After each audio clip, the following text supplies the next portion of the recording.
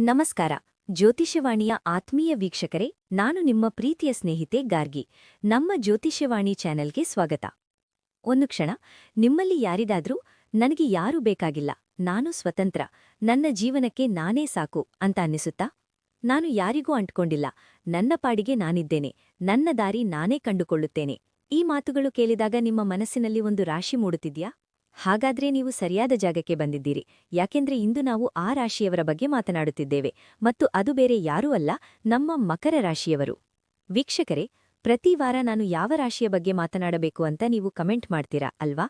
ಅದರಲ್ಲೂ ಒಬ್ಬ ನಮ್ಮ ಪ್ರೀತಿಯ ವೀಕ್ಷಕರು, ಗಾರ್ಗಿ, ದಯವಿಟ್ಟು ಮಕರ ರಾಶಿಯ ಬಗ್ಗೆ ಮಾಡಿ ಮ್ಯಾಮ್ ಪ್ಲೀಸ್, ಮಕರ ರಾಶಿ ಅಂತ ಬರೋಬ್ಬರಿ 10 ಬಾರಿ ಕೇಳಿದ್ದಾರೆ. ವಾಸ್ತವವಾಗಿ ಇಂದು ನಾನು ಮಿಥುನ ರಾಶಿಯ ಬಗ್ಗೆ ವಿಡಿಯೋ ಮಾಡಲು ಸಿದ್ಧವಾಗಿದ್ದೆ. ಆದರೆ ದೇವರಲ್ಲಿ ಹರಕೆ ಹೊತ್ತಂತೆ ಅಷ್ಟು ಭಕ್ತಿಪೂರ್ವಕವಾಗಿ ಕೇಳಿದಾಗ ಆ ಮನವಿಯನ್ನು ತಿರಸ್ಕರಿಸಲು ನನಗೆ ಸಾಧ್ಯವಾಗಲಿಲ್ಲ. ಹಾಗಾಗಿ ಇಂದು ನಮ್ಮ ಮಕರ ರಾಶಿಯ ವೀಕ್ಷಕರಿಗೆ ವಿಶೇಷ ಆತಿಥ್ಯ. ನನ್ನೆಲ್ಲ ಪ್ರೀತಿಯ ವೀಕ್ಷಕರಲ್ಲಿ ಒಂದು ಸಣ್ಣ ಮನವಿ. ನೀವು ನಮ್ಮ ಚಾನೆಲ್ಗೆ ಹೊಸಬರಾಗಿದ್ದರೆ ದಯವಿಟ್ಟು ಈಗಲೇ ಸಬ್ಸ್ಕ್ರೈಬ್ ಮಾಡಿಕೊಳ್ಳಿ.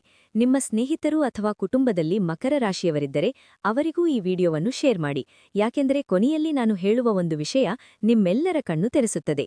ಮತ್ತು ಇಂದಿನ ಈ ಚರ್ಚೆ ಶುರುವಾಗುವ ಮೊದಲೇ ನಿಮಗೆ ಅತ್ಯಂತ ಹೆಚ್ಚು ಕಾಡುವ ಮಕರ ರಾಶಿಯವರ ಒಂದು ಗುಣ ಯಾವುದು ಅಂತ ಕಮೆಂಟ್ ಬಾಕ್ಸ್ನಲ್ಲಿ ತಿಳಿಸಿ. ನಿಮ್ಮ ಪ್ರತಿಕ್ರಿಯೆಗಳಿಗಾಗಿ ನಾನು ಕಾಯುತ್ತೇನೆ. ಮಕರ ರಾಶಿಯವರ ಬಗ್ಗೆ ನೀವು ತಿಳಿದುಕೊಳ್ಳಬೇಕಾದ ಮೊದಲ ವಿಷಯವೇ ಇದು. ನಿಮಗೆ ಯಾರಾದ್ರೂ ನೋವು ಕೊಟ್ಟರೆ, ಯಾರಾದ್ರೂ ತೊಂದರೆ ಕೊಟ್ಟರೆ, ಅಥವಾ ನಿಮಗೆ ಕೆಟ್ಟದ್ದು ಬಯಸಿದರೆ ಅದನ್ನು ನೀವು ಜೀವನ ಪರ್ಯಂತ ಮರೆಯುವುದಿಲ್ಲ.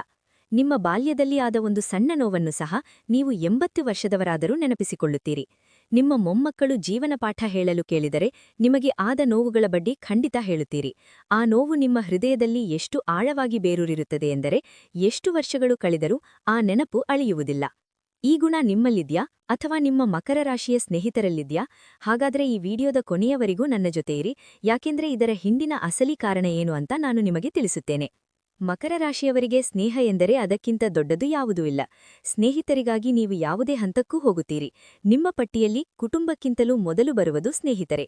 ನಂಬರ್ 1, 2, 3 ಎಲ್ಲವೂ ನಿಮ್ಮ ಸ್ನೇಹಿತರೆ. ಅವರಿಗಾಗಿ ನೀವು ಏನನ್ನು ಬೇಕಾದರೂ ಹೃದಯಪೂರ್ವಕವಾಗಿ ಮಾಡುತ್ತೀರಿ. ನಿಮ್ಮ ಸ್ನೇಹ ಎಷ್ಟು ಪ್ರೀತಿಮಯ ಎಂದರೆ ನಿಮ್ಮ ಸ್ನೇಹಿತರಿಗೆ ಯಾರಾದರೂ ಅನ್ಯಾಯ ಮಾಡಿದರೆ ನೀವು ಅವರಿಗೆ ಸಹಾಯ ಮಾಡಲು ತಕ್ಷಣವೇ ಧಾವಿಸುತ್ತೀರಿ.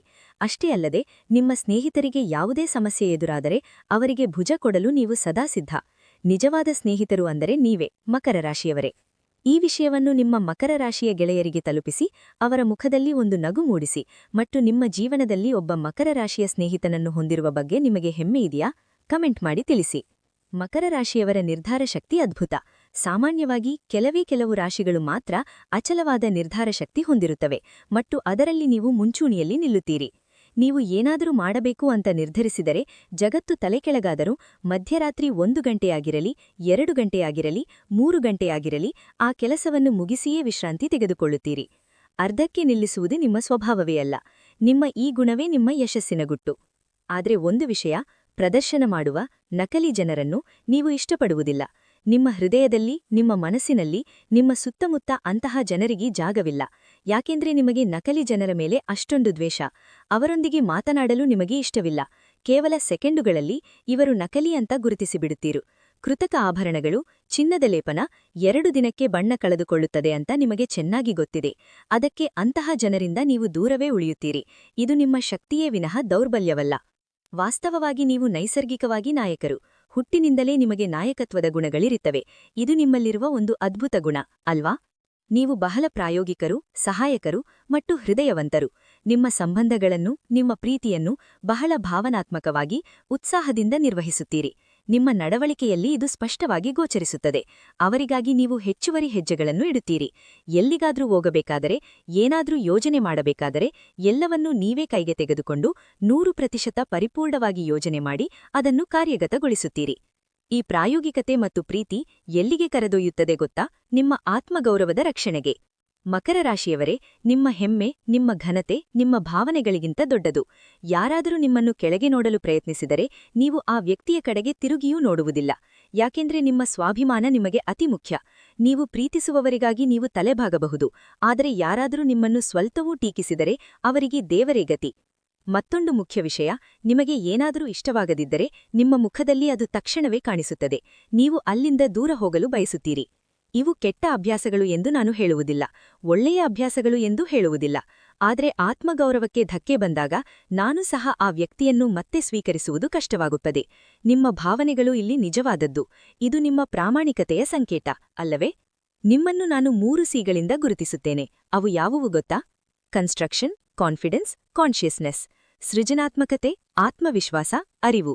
ನೀವು ಸೃಜನಾತ್ಮಕರು, ಬಹಳ ಆತ್ಮವಿಶ್ವಾಸಿಗಳು ಮತ್ತು ಪ್ರಜ್ಞಾಪೂರ್ವಕವಾಗಿ ಕೆಲಸ ಮಾಡುತ್ತೀರಿ. ನಿಮ್ಮ ಹೃದಯ ಎಲ್ಲೋ, ನಿಮ್ಮ ಮನಸ್ಸು ಎಲ್ಲೋ ಇರುವುದಿಲ್ಲ. ಯಾವ ಕೆಲಸಕ್ಕೆ ಕೈಹಾಕಿದರೂ ಅದರಲ್ಲಿ 100% ತೊಡಗಿಸಿಕೊಂಡು ಅದನ್ನು ಪೂರ್ಣಗೊಳಿಸುತ್ತೀರಿ. ಇದು ನಿಮ್ಮಲ್ಲಿರುವ ಸುಂದರ ಗುಣ. ನಿಮ್ಮ ಶಕ್ತಿಗಳಲ್ಲಿ ನೀವು ಬಹಳ ಪ್ರಾಯೋಗಿಕರು, ಜವಾಬ್ದಾರಿಯುತರು, ಶಿಸ್ತುಬದ್ಧರು ಮತ್ತು ನೀವು ಬಹಳ ಸಂಪನ್ಮೂಲ. ಯಾವುದೇ ಕೆಲಸಕ್ಕೆ ಬೇಕಾದದ್ದನ್ನು ನೀವು ಹೇಗಾದರೂ ಕಂಡುಹಿಡಿಯುತ್ತೀರಿ. ನನ್ನೊಬ್ಬ ಸ್ನೇಹಿತೆ ಇದ್ದಳು. ಅವಳ ಮೇಲೆ ಕಣ್ಣು ಮುಚ್ಚಿ ನಂಬಿಕೆ ಇಡಬಹುದಾಗಿತ್ತು. ಒಂದು ಕೆಲಸ ಹೇಳಿದರೆ ಅದನ್ನು ಹೇಳುವ ಮೊದಲೇ ಅವಳು ಅದರ ಬಗ್ಗೆ ಯೋಚಿಸಿರುತ್ತಿದ್ದಳು. ಆ ವಿಷಯಗಳು ನನ್ನ ಟೇಬಲ್ ಮೇಲೆ ಅದಾಗಲೇ ಸಿದ್ಧವಾಗಿರುತ್ತಿದ್ದವು. ಅಚ್ಚರಿಯಾಗುತ್ತಿತ್ತು. ನೀವು ಅಂತಹ ಸಂಪನ್ಮೂಲ ವ್ಯಕ್ತಿಗಳು. ನಿಮ್ಮ ಫೋನ್ನಲ್ಲಿ, ಡೈರಿಗಳಲ್ಲಿ, ಇಮೇಲ್ಗಳಲ್ಲಿ ನಿಮಗೆ ಉಪಯುಕ್ತವಾದ ಎಲ್ಲ ಜನರ ಸಂಪರ್ಕವನ್ನು ನೀವು ಹೊಂದಿರುತ್ತೀರಿ ಮತ್ತು ಅವರೊಂದಿಗೆ ಸಂಪರ್ಕದಲ್ಲಿರಲು ಇಷ್ಟಪಡುತ್ತೀರಿ. ಯಾಕೆಂದರೆ ನಿಮ್ಮ ಸುತ್ತಮುತ್ತ ನಡೆಯುವ ಘಟನೆಗಳಿಗೆ ನೀವು ಕೊಡುಗೆ ನೀಡಲು ಬಯಸುತ್ತೀರಿ. ಇದೆಲ್ಲ ಕೇಳಿದ ಮೇಲೆ ಈಗ ನಿಮಗೆ ಒಂದು ಪ್ರಶ್ನೆ. ಈ ಗುಣಗಳು ನಿಮ್ಮಲ್ಲಿ ಹೇಗೆ ಪ್ರಜ್ವಲಿಸುತ್ತಿವೆ? ಆಲೋಚಿಸಿ. ಈಗ ಮಕರ ರಾಶಿಯವರ ಜೊತೆ ಸಂಬಂಧ ಹೊಂದಿರುವ ಅಥವಾ ಅವರನ್ನು ಪ್ರೀತಿಸುವವರಿಗಾಗಿ ಕೆಲವು ಸಲಹೆಗಳು. ನಿಮ್ಮ ಸಂಬಂಧವನ್ನು ಶಾಶ್ವತವಿಡಲು ಈ ಸಲಹೆಗಳು ನಿಮಗೆ ಸಹಾಯ ಮಾಡುತ್ತವೆ. ಮೊದಲನೆಯದಾಗಿ, ಅವರನ್ನು ರಾಣಿಯಂತೆ, ರಾಜಕುಮಾರಿಯಂತೆ, ಯಶಸ್ವಿ ವ್ಯಕ್ತಿಯಂತೆ ನೋಡಿಕೊಳ್ಳಿ. ಗೌರವಯುತವಾಗಿ ವರ್ತಿಸಿ. ಯಾಕೆಂದ್ರೆ ಅವರಿಗೆ ಅವರ ಆತ್ಮಗೌರವ ಭಾವನೆಗಳಿಗಿಂತ ದೊಡ್ಡದು ಎಂದು ಹೇಳಿದೆನಲ್ಲವೇ? ನೀವು ಅವರನ್ನು ಚೆನ್ನಾಗಿ ನಡೆಸಿಕೊಂಡರೆ ನಂಬಿ, ಅದಕ್ಕಿಂತ 2ರಷ್ಟು, 3ರಷ್ಟು, 4ರಷ್ಟು ಪ್ರೀತಿ ಮತ್ತು ಗೌರವವನ್ನು ಅವರು ನಿಮಗೆ ಹಿಂದಿರುಗಿಸುತ್ತಾರೆ. ಇದು ಖಂಡಿತ. ಎರಡನೆಯದಾಗಿ, ಕೆಲವರು ಹೊರನೋಟಕ್ಕೆ ಹೆಚ್ಚು ಮಾತನಾಡದ, ಸ್ವಲ್ಪ ಕಠಿಣ ಸ್ವಭಾವದವರಂತೆ ಕಾಣಬಹುದು. ಆದರೆ ಅವರು ಹಾಗಲ್ಲ. ಒಳಗಿಂದ ಅವರು ತುಂಬಾ ಮೃದು ಸ್ವಭಾವದವರು, ಪ್ರೀತಿಯಿಂದ ತುಂಬಿದ ಹೃದಯವಂತರು. ಹಾಗಾಗಿ ಕೇವಲ ಅವರ ಹೊರನೋಟದಿಂದ ನಿರ್ಣಯಿಸಬೇಡಿ. ಅವರು ನಿಜವಾಗಲೂ ಆರಾಧ್ಯ ವ್ಯಕ್ತಿಗಳು, ಪ್ರೀತಿಯಿಂದ ತುಂಬಿದವರು. ನಿಮ್ಮ ಮಕರ ರಾಶಿಯವರ ಬಗ್ಗೆ ತಪ್ಪು ತಿಳುವಳಿಕೆ ಇರುವ ನಿಮ್ಮ ಸ್ನೇಹಿತರಿಗೆ ಈ ವಿಡಿಯೋ ಫಾರ್ವರ್ಡ್ ಮಾಡಿ. ಮೂರನೆಯ ಪ್ರಮುಖ ಅಂಶ, ಅವರಿಗೆ ಅವರ ರೂಪದ ಬಗ್ಗೆ ಬಹಳ ಹೆಮ್ಮೆಯಿರುತ್ತದೆ. ಅಂದರೆ ಅವರು ತಮ್ಮ ಬಗ್ಗೆ, ತಮ್ಮ ದೈಹಿಕ ನೋಟದ ಬಗ್ಗೆ ನಿಜವಾಗಲೂ ಕಾಳಜಿ ವಹಿಸುತ್ತಾರೆ. ತಾವು ಜನರ ಮುಂದೆ ಬಂದಾಗ ಒಳ್ಳೆಯ ರೀತಿಯಲ್ಲಿ ಕಾಣಬೇಕು ಎಂದು ಬಯಸುತ್ತಾರೆ. ಹಾಗಾಗಿ ಅವರು ಅವರ ನೋಟದ ಬಗ್ಗೆ, ವಿಶೇಷವಾಗಿ ಅವರ ಉಡುಪುಗಳ ಬಗ್ಗೆ ಕಾಳಜಿ ವಹಿಸುತ್ತಾರೆ. ಮುಂದಿನ ಅಂಶ, ಅವರು ದುಃಖಿತರಾದಾಗ ಅವರು ಹೊರಗೆ ಅಲೆದಾಡಲು, ವಾಕಿಂಗ್ ಹೋಗಲು ಅಥವಾ ಸಿನಿಮಾ ನೋಡಲು ಹೋಗುವುದಿಲ್ಲ. ಬದಲಾಗಿ ಅವರು ಆ ದುಃಖದ ಕ್ಷಣವನ್ನು ಅನುಭವಿಸುತ್ತಾರೆ ಎಂದರೆ ಅವರು ಬಹಳ ದುಃಖಿತರಾಗಿದ್ದರೆ ಅವರು ತಮ್ಮ ಪ್ಲೇಲಿಸ್ಟ್ನಲ್ಲಿ ಒಂದರ ನಂತರ ಒಂದಾಗಿ 3, 4, 5 ದುಃಖದ ಹಾಡುಗಳನ್ನು ಕೇಳಲು ಪ್ರಾರಂಭಿಸುತ್ತಾರೆ. ಆ ದುಃಖದ ಅಥವಾ ನೋವಿನ ಕ್ಷಣಗಳನ್ನು ಅವರು ಆಳವಾಗಿ ಹೀರಿಕೊಳ್ಳುತ್ತಾರೆ. ಹಾಗಂತ ಅವರು ಅದರಿಂದ ಹೊರಬರುವುದಿಲ್ಲ ಎಂದು ಅರ್ಥವಲ್ಲ. ಖಂಡಿತ ಹೊರಬರುತ್ತಾರೆ. ಆದರೆ ಆ ಕ್ಷಣಗಳನ್ನು ಅವರು ಅನುಭವಿಸುತ್ತಾರೆ, ಅವುಗಳನ್ನು ಬದಿಗೊತ್ತುವುದಿಲ್ಲ. ಇದು ನಿಜಕ್ಕೂ ಸರಿಯಾದ ಸಂಗತಿ. ಹಾಗಾಗಿ ನಿಮ್ಮ ಜೀವನದಲ್ಲಿ ಮಕರ ರಾಶಿಯ ಯಾರಾದರೂ ದುಃಖಿತರಾಗಿದ್ದರೆ ಅವರಿಗೆ ಸಹಾಯ ಮಾಡಲು, ಅವರನ್ನು ಅಪ್ಪಿಕೊಳ್ಳಲು, ಅವರಿಗೆ ಬೆಚ್ಚಗಿನ ಆಸರೆ ನೀಡಲು, ನಾವು ನಿಮ್ಮೊಂದಿಗೆ ಇದ್ದೇವೆ, ನೀವು ಒಬ್ಬಂಟಿಯಾಗಿಲ್ಲ ಎಂದು ಹೇಳಲು ನಾನು ಹೆಚ್ಚು ಶಿಫಾರಸು ಮಾಡುತ್ತೇನೆ. ಇದು ನಿಮ್ಮ ಮತ್ತು ಅವರ ನಡುವಿನ ಸಂಬಂಧದಲ್ಲಿ ದೊಡ್ಡ ಅಂತರವನ್ನು ಭುರುಗಿಸುತ್ತದೆ. ನಿಮ್ಮ ಮಕರ ರಾಶಿಯ ಗೆಳೆಯರ ಅಥವಾ ಕುಟುಂಬದವರೊಂದಿಗೆ ಈ ಸಲಹೆಗಳನ್ನು ಹಂಚಿಕೊಳ್ಳಿ. ಜೀವನದಲ್ಲಿ ನೋವನ್ನು ಅನುಭವಿಸುವುದು ಸಹ ಒಂದು ಕಲೆ, ಅಲ್ಲವೇ? ಮಕರ ರಾಶಿಯವರು ಯಾವುದೇ ಕಾರಣಕ್ಕಾಗಿ ಯಾವುದೇ ಹಂತಕ್ಕೆ ಬೇಕಾದರೂ ನಿಲ್ಲುತ್ತಾರೆ. ಅದು ಸರಿಯಾದ ಕಾರಣ ಎಂದು ತಿಳಿದಿದ್ದರೆ ಅವರು ಹಿಂಜರಿಯುವುದಿಲ್ಲ. ಇದು ನಿಜಕ್ಕೂ ಪ್ರಶಂಸನೀಯ ಗುಣ. ಮತ್ತು ಇನ್ನೊಂದು ವಿಷಯ, ಅನೇಕ ಬಾರಿ ನಿಮ್ಮ ಉಪಸ್ಥಿತಿಯಿಂದಲೇ ಜನರು ಭಯಪಡುತ್ತಾರೆ. ಅಂದರೆ ನೀವು ಏನೂ ಹೇಳುವುದಿಲ್ಲ, ಆದರೆ ಅಲ್ಲಿ ನಿಂತು ಅವರನ್ನು ನೋಡುತ್ತೀರಿ. ಆಗ ಕಳ್ಳನ ಗಡ್ಡಕ್ಕೆ ಕಳ್ಳನ ಎನ್ನುವಂತೆ ತಪ್ಪು ಮಾಡಿದವನು ಹೆದರಿ ಅಲ್ಲಿಂದ ಜಾಗ ಖಾಲಿ ಮಾಡುತ್ತಾನೆ. ಯಾಕೆಂದರೆ ನಾನು ಸಿಕ್ಕಿಬಿದ್ದೆ, ಇವರಿಗೆ ನನ್ನ ಬಗ್ಗೆ ಗೊತ್ತಿದೆ ಎಂದು ಅವನು ಅಂದುಕೊಳ್ಳುತ್ತಾನೆ. ಈ 2 ಗುಣಗಳು ನಿಮ್ಮಲ್ಲಿ ನಿಜಕ್ಕೂ ಅದ್ಭುತ. ಈಗ ನಾವು ಮಕರ ರಾಶಿಯವರ ಬಗ್ಗೆ ಕೆಲವು ಮುಖ್ಯವಾದ ಸಂಗತಿಗಳನ್ನು ತಿಳಿಯೋಣ. ನಿಮ್ಮ ಚಿಹ್ನೆ ಆಡು. ನಿಮ್ಮ ಮೂಲಧಾತುವು ಭೂಮಿ. ನಿಮಗೆ ಪ್ರಕೃತಿಯಲ್ಲಿ ಸುತ್ತಾಡಲು ಮತ್ತು ಆ ಕ್ಷಣಗಳನ್ನು ಆನಂದಿಸಲು ಇಷ್ಟ. ನಿಮ್ಮ ಅಧಿಪತಿ ಗ್ರಹ ಶನಿ. ನೀವು ಹೆಚ್ಚು ಹೊಂದಾಣಿಕೆಯಾಗುವ ರಾಶಿಗಳು ಕರ್ಕಾಟ, ಕನ್ಯಾ, ವೃಷಭ ಮತ್ತು ವೃಶ್ಚಿಕ. ಕಡಿಮೆ ಹೊಂದಾಣಿಕೆಯಾಗುವ ರಾಶಿಗಳು ಮಿಥುನ, ಮೇಷ ಮತ್ತು ಸಿಂಹ. ನಿಮ್ಮ ಅದೃಷ್ಟದ ಬಣ್ಣಗಳು ಕಂದು ಮತ್ತು ಹಸಿರು. ನಿಮ್ಮ ಅದೃಷ್ಟದ ರತ್ನ ಗಾರ್ನೆಟ್. ನಿಮ್ಮ ಅದೃಷ್ಟದ ದಿನ ಶನಿವಾರ.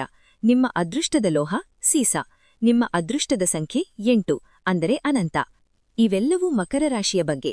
ಆದರೆ ಇಲ್ಲಿ ಒಂದು ಆಳವಾದ ವಿಷಯವನ್ನು ನೀವು ಅರ್ಥಮಾಡಿಕೊಳ್ಳಬೇಕು.